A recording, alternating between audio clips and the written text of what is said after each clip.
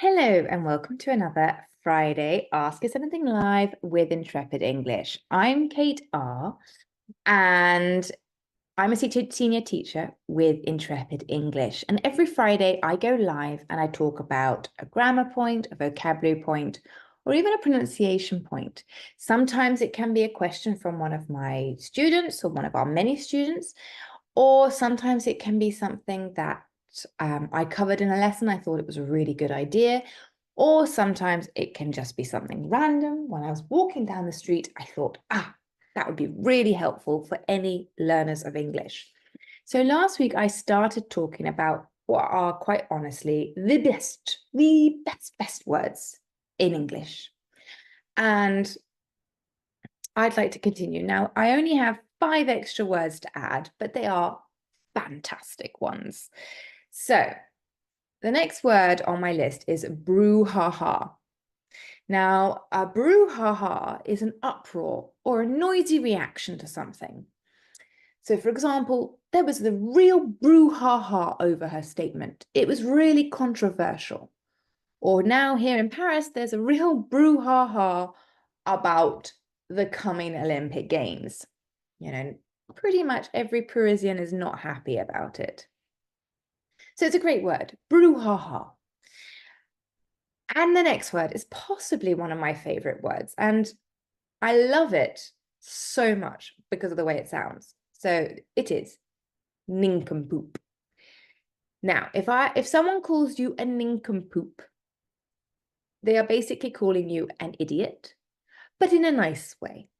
So, for example, oh, stop being such a nincompoop and call him. I would say to, when I was younger, to my girlfriends, if they wanted to call a boy, my friends, they wanted to call a boy they liked, and they were being silly about, oh, should I call him? Should I not? I'd say, oh, stop being a nincompoop and just call him. And then the next word is another one that I use all the time, and it's malarkey. Oh, I love that word, malarkey. So it's when it's insincere, foolish talk or behavior. It's another word for silliness. So for example, I am so fed up with politicians as all they talk about is a bunch of malarkey. And that's politicians in the UK and France. I am fed up with their malarkey. Okay, the next word is skedaddle.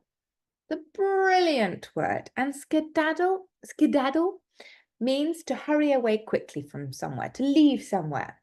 So, for example, I'm so sorry, I have to skedaddle. I have to hurry up and leave. I have to skedaddle. I'm late. Okay? The white rabbit in Alice in Wonderland, he had to skedaddle. He had to get out of there quickly. The last word on my list is tomfoolery. Now, this is really interesting because it does actually come from the origin of that. If you're someone's fool, someone, that you're the clown. So you can imagine where I'm coming to, what the meaning will be. It's going to be foolish or silly behavior. You're basically clowning around. So Tom was just a very common name, and if you were someone's fool, then you were being a clown, so tomfoolery. So for example, at weddings in the UK, the open bars have something to do with all the tomfoolery. So all the craziness, all the silliness that happens. So those are my absolute favorite words in English. And I'm going to write them in the comments so you know how they're spelt. But you can obviously watch this at any time to see how to spell it, how to pronounce the words.